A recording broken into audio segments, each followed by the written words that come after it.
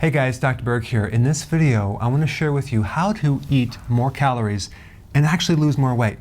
Okay? So let me just kind of give you a little background.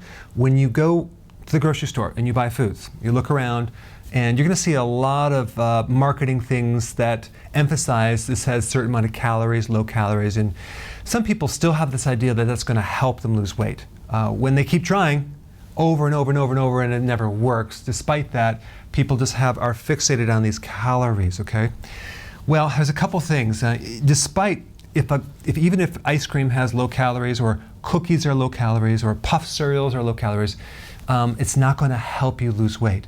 If you took 1,500 calories, okay, versus 2,000 calories, and in this example right here, you have breakfast, lunch, snack, dinner, snack at night as you're grazing, and even if these snacks were an apple or nuts or something so-called healthy, like a protein bar or something like that, versus 2,000 calories a day, having the frequency of only 2 meals a day, no snacks, you're going to lose way more weight doing this than you would this right here. And so there's two main missing pieces of the puzzle that most people that are trying to lose weight are not quite aware of, and I want to share that with you. Number one, every time you eat, you trigger insulin, okay?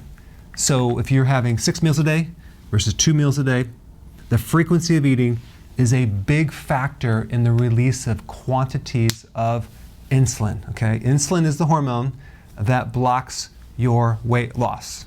In the presence of insulin, you're not going to lose weight. The second point, which is just a little refinement of what I just said, is that all it takes is a tiny bit of excess insulin above normal to completely nullify your chances of losing weight. So if you're eating so-called healthy foods, yet you're still eating them frequently, that is enough to bump you out of weight loss, okay?